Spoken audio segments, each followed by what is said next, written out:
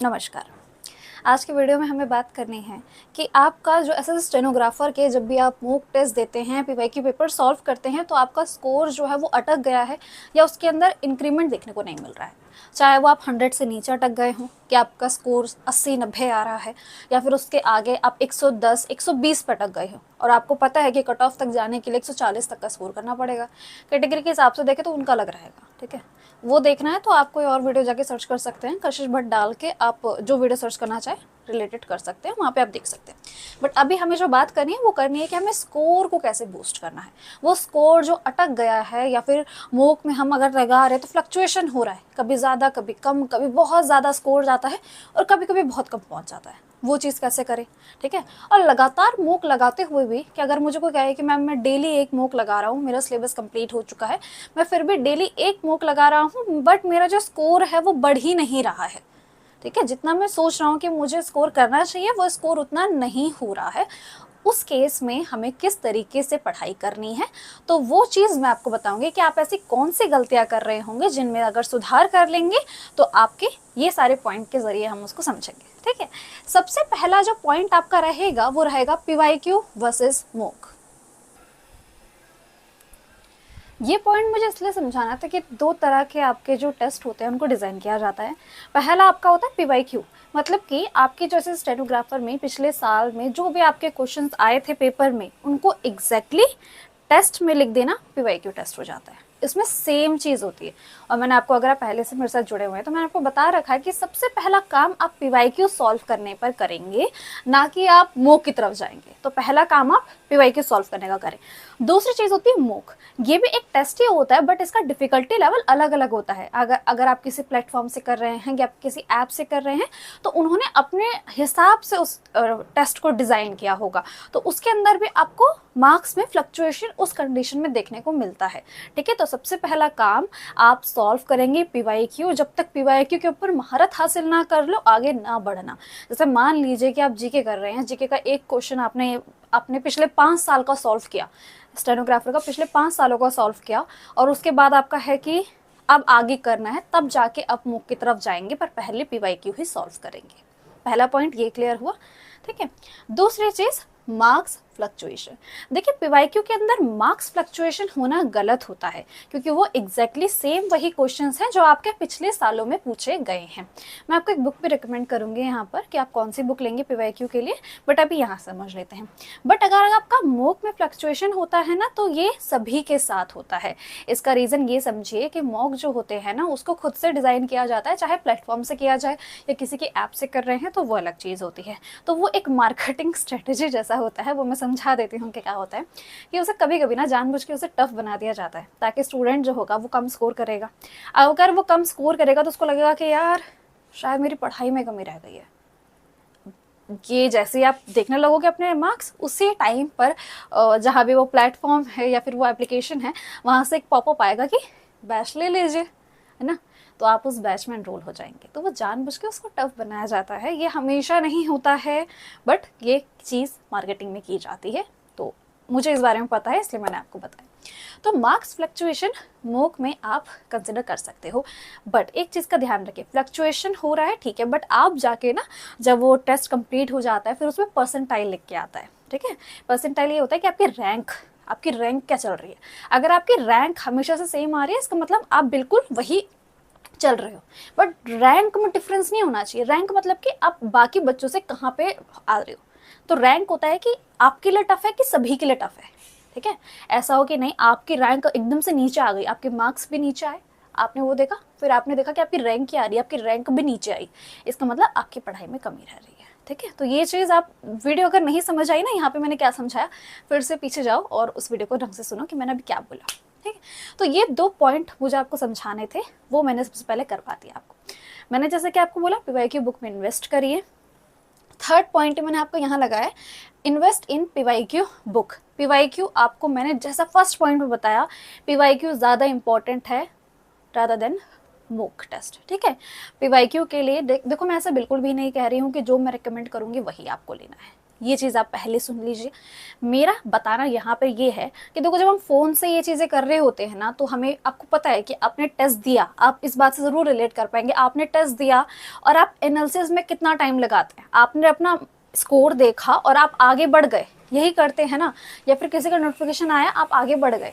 पूरा टेस्ट देते टाइम आप बिल्कुल सिंसियर होके पढ़ रहे होते हैं, बट जैसे ही टेस्ट कंप्लीट होता है उसके बाद आप उसके ऊपर काम नहीं करते हैं। इसीलिए इस कंडीशन में आके आपको पीवाईक्यू बुक में इन्वेस्ट करना चाहिए। एक बार कर लीजिए, चाहे वह आगे वाले सालों में आपके काम आएगी, बहुत काम आएगी। नेक्स्ट क्वेश्चन आपको यही रहेगा कि मैम कौन सी बुक, ऑब्वियसली आप मेरे से ये पूछेंगे कि मैम कौन सी बुक, तो ये बुक आती है ओजवाल बुक्स की तरफ से। ये एक बुक आती है जिसके अंदर आपको 2017 से लेके 23 तक के जितने भी पेपर्स हुए हैं उनको सॉल्व करके और पूरा प्रॉपर आपका सॉल्यूशन के साथ लिखा हुआ होता है। तो ये वाली बुक आप कर सकते हैं। अभी करना कैसे है, तो इसमें आप 2 घंटे का टाइमर लगाना, ठीक है, प्रॉपर। अगर आप लेने की सोच रहे हो तो उनके लिए बता रही हूँ कि 2 घंटे का टाइमर लगाओ, पूरा ऐसे सॉल्व करो आप, और सॉल्व करने के बाद में इसके अंदर डिटेल सॉल्यूशन दे रखा है। एक दिन में सिर्फ एक लगाओ, ठीक है, एक दिन में सिर्फ एक टेस्ट लगाओ। ये नहीं कि आज तो मैं 4-5 लगा दूंगा, 4-5 लगा के भी फायदा कुछ नहीं होगा।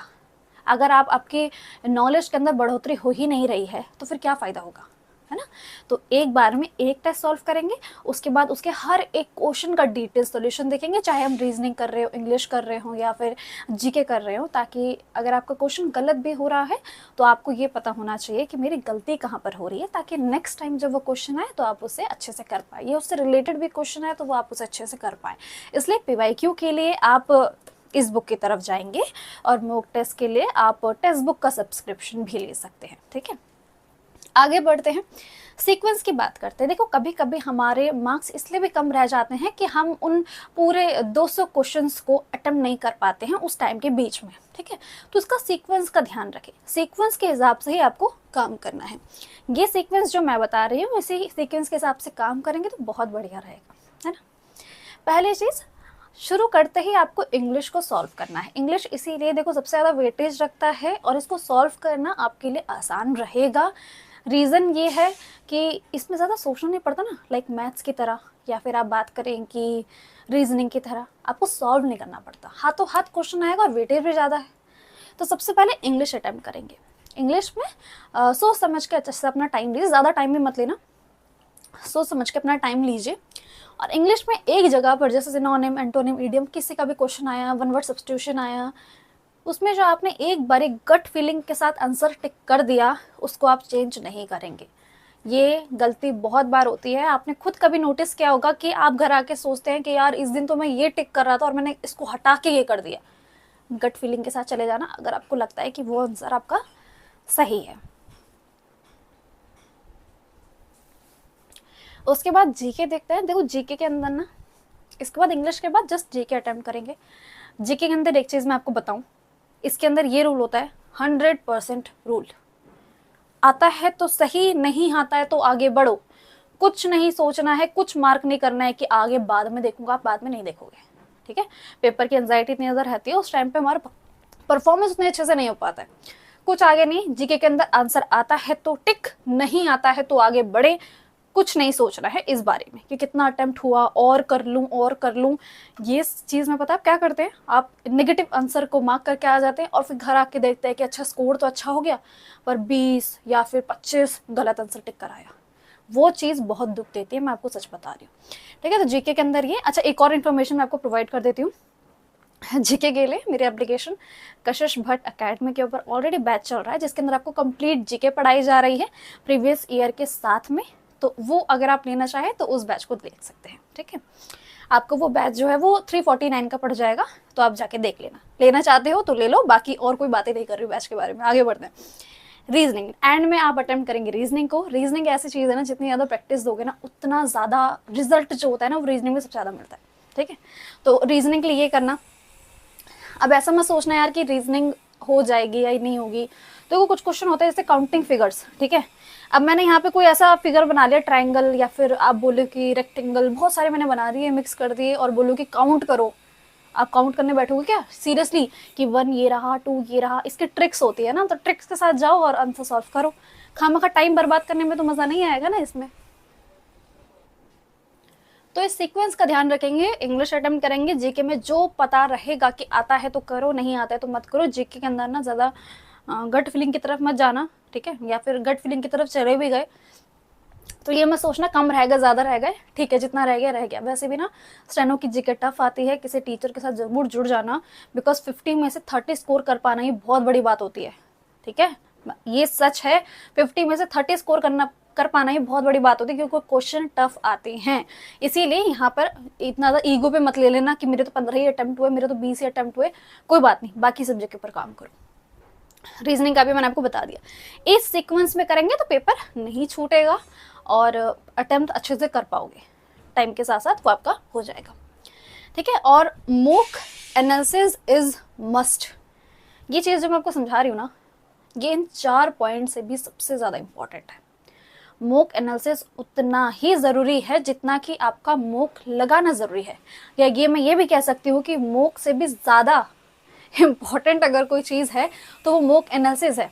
मान लीजिए कि आप 2 घंटे का पेपर करते हैं, स्टेनो का 2 घंटे का एग्जाम होता है, आपने वो लगाया, उसके 1 घंटे बाद भी 1 घंटे तक आपको उसका एनालिसिस करना होगा। आपको लग रहा है कि बातें बहुत बड़ी बड़ी हैं, ऐसा कोई भी नहीं करता है, बट करते हैं, जो सिलेक्शन लेते हैं वो ये करते हैं, ठीक है। तो 3 घंटे मान के चलिए कि 2 घंटे तो मैं मॉक मतलब लगाने में करूँगा और 1 घंटा उसका एनालिसिस करने में करूँगा। पॉइंट ये है एनालिसिस कैसे किया जाए वो बताती हूँ। तो देखो, कोई भी, अब मैं डायरी वगैरह दिखा नहीं रही, जैसे कोई एक डायरी वगैरह से ऐसे बना लो और उसके अंदर इसका नाम ही ऐसे रख दो कि आपकी मॉक की होगी, ठीक है। अब जैसे कि मैं आपको इसी बुक से एग्जांपल दे देती हूँ। चलो, आपने ये बुक को करा, आपने सॉल्व करना शुरू किया, एक पेपर आपने इसका निकाला, सॉल्व करा, 2023 का ही सॉल्व करने आप बैठ गए, आपने सॉल्व किया बुक देखो यही वाली है, आपने सॉल्व करना शुरू किया, तो आप पूरा टेस्ट कंप्लीट होने के बाद ये देखेंगे सेक्शन वाइज कि मेरे इंग्लिश में कहाँ गलती हो रही है। मान लीजिए कि आपने ईडियम में कोई गलती कर दी, तो आप लिखिए कि मेरा ईडियम में गलती हुई और उसको हाथों हाथ याद कीजिए। हाँ, वहीं पे याद करना है उसे, तो हाथों हाथ आपको उसको याद करना। और ऐसा ही आपको बाकी सब्जेक्ट के साथ करना है, जीके के साथ भी और रीजनिंग के साथ भी। रीजनिंग में भी अगर आप क्लॉक में ज़्यादा गलतियाँ कर रहे हो, ठीक है, आप डिक्शनरी वाली चीज़ों में गलतियाँ कर दे रहे हो, तो उसका ध्यान रखो बार बार। ये आपकी जो आप डायरी मेंटेन करोगे ना, यही आपको बताएगी कि आप बार बार किस में गलतियाँ कर रहे हो। जो आप चीज़ें सही कर रहे हो वो तो आप एग्ज़ाम में भी सही करेंगे, बट आप जो चीज़ें गलत कर रहे हो ना, वो एग्ज़ाम में भी गलत करोगे। उन गलतियों को सुधारने का काम एक डायरी करेगी, क्योंकि आप बाद में भूल जाएंगे कि पिछले उसमें क्या हुआ। तो डेली एक मॉक टेस्ट लगाएंगे, एक मॉक टेस्ट 2 घंटे में लगाएंगे, 1 घंटे में उसका एनालिसिस करेंगे, उसके बाद पूरा दिन भर में उसको जो भी याद करने वाला पोर्शन होगा उसे याद करेंगे। ये चीज़ सिलेबस खत्म होने के बाद ही होती है। अगर आपने सिलेबस खत्म नहीं किया है और एग्जाम एकदम सर के ऊपर है तो ये वाला तरीका अपना सकते हो, रट्टे मारो, सेम क्वेश्चन आए तो मजे मजे हो जाएंगे, है ना। तो ऐसे डायरी मेंटेन करेंगे। जैसे कि जीके के अंदर आपने पॉलिटी में कोई क्वेश्चन गलत कर दिया, मान लीजिए कि डीपीएसपी का टॉपिक होता है, वहाँ से आर्टिकल काफ़ी पूछे जाते हैं, आपने वो चीज़ आप बार बार गलती कर रहे हैं, तो आप इसको आपको समझ आ गया तो आप उसे याद कर लो। आपने 2 बार देख लिया कि आपकी गलती हो गई, हाथों हाथ उसे याद करो। ये तो याद करना है कि एग्जाम में उस क्वेश्चन में क्या गलत किया, ये भी याद करो कि डीपीएसपी के बाकी क्या चीज़ें हैं, क्योंकि वहाँ से अगर कोई और क्वेश्चन आता है फंसेगा नहीं। यही होता है एनालिसिस। देखो, आप जितना मर्जी टीचर के ऊपर डिपेंड हो जाओ, बट ये एनालिसिस का जो काम है ना, ये एनालिसिस का काम सिर्फ आपका काम होता है, तो उस चीज़ का आपको याद रखना होगा। डायरी का मैंने आपको बता दिया, ऐसे कर सकते हो। बुक का मैंने आपको बता दिया। अब ये बात मेरे से मत पूछना कि मैम बुक का लिंक कहाँ है, वो डिस्क्रिप्शन या पिन कमेंट में ही होता है, फिर भी कमेंट करते हो मैम बुक का लिंक कहाँ है, वो दोनों चीज़ें मैं आपको प्रोवाइड कर दूँगी। अच्छा, एक जो ड्रॉबैक है ना, वो मैंने इस बुक का जिक्र पहले भी किया था, इसमें ना हिंदी मीडियम वाले बच्चों के लिए नहीं है, मुझे इंग्लिश की ही अभी बुक मिली है। मैं ढूंढ रही हूँ कि कोई ऐसी बुक मुझे हिंदी मीडियम वालों के लिए भी मिल जाए, तो सॉरी उसके लिए, बट अभी मुझे इंग्लिश वालों के लिए ही मिली है। तो अगर इंग्लिश मीडियम से हैं तो इस बुक की तरफ जा सकते हैं। अच्छा, ऐसा नहीं कह रही कि टेक्स्ट बुक का नहीं लेना है, ज़रूर लीजिए, क्योंकि आपको ना एक्सपीरियंस होना चाहिए कि आप एग्ज़ाम सेटिंग में बैठ के कैसे पेपर अटेम्प्ट कर रहे हैं। बुक से करना भी वैसे ही करना है कि 2 घंटे का टाइमर लगा के पूरा से सॉल्व करने बैठना और उसके बाद आप करेंगे, ठीक है। तो ये 5 पॉइंट मैंने आपको समझाए। मेरे हिसाब से अब जाके आपको थोड़ा बहुत अंदाज़ा लगा होगा, और ये भी कि हर किसी के साथ मार्क्स का फ्लक्चुएशन होता है, आप अकेले नहीं हैं, तो इस चीज़ का ध्यान रखना। रैंक में फ्लक्चुएशन ना हो, मार्क्स में हो सकता है, स्कोर में हो सकता है, तो वो ठीक है चीज़ें, ठीक है। और बाकी अपने आप को इम्प्रूव करते रहिए, अपनी गलतियों को सुधारते रहिए। एक डायरी का, जैसे मैंने आपको कहा कि आप एक डायरी ज़रूर मेंटेन कीजिए, जो डायरी आपको बताएगी कि आपने कहाँ कहाँ पे टेस्ट में गलतियाँ करी हैं और आज आपको क्या क्या पढ़ना है, ठीक है। कहीं से भी, चाहे वो रीजनिंग का टॉपिक हो, कोई भी आपने वीडियो खोली, रीजनिंग के देखो बैच की ज़रूरत होती नहीं है, ठीक है। तो रीजनिंग में जैसे आपने खुद सॉल्व किया, आपने देखा कि मेरी क्लॉक में गलती आ रही, तो जाके यूट्यूब पे सर्च कर लो, किसी की भी वीडियो, ऐसा रेंडमली नाम नहीं बोल रही मैं किसी का, क्लॉक की वीडियो सर्च करी और वहाँ पे हमने पूरा देख लिया कि अच्छा ऐसे कंसेप्ट होते हैं। जैसे काउंटिंग फिगर्स में गलतियाँ हो रही है कि यार मैं काउंट ही करते रह जा रहा हूँ, तो वो कैसे हो, तो उसकी ट्रिक होती है एक कि बेस लाइन के हिसाब से ना, कि सबसे नीचे वाली लाइन क्या है, उसके हिसाब से ट्रिक होती है। अब यहाँ नहीं समझा रही मैं वो, पर कभी समझाऊंगी बाद में, तो वो चीज़ आप जाके सर्च कर सकते हैं। फंडामेंटल ड्यूटीज़, फंडामेंटल राइट्स, या फिर आप मॉडर्न हिस्ट्री की बात करें, है ना, तो वो सारी बातें हो सकती हैं। और बैचेस का भी मैंने आपको बता दिया कि ऑलरेडी एप्लीकेशन के ऊपर बैच चल रहा है, आप जाके ले सकते हैं। बुक के बारे में बता दिया, डायरी कैसे मेंटेन करनी है, सारी चीज़ों के ऊपर बात कर लिया। कोई पॉइंट अगर रह गया है जो आपके मन में डाउट है तो वो आप पूछ सकते हैं। मिलते हैं फिर नेक्स्ट वीडियो में। राधे राधे।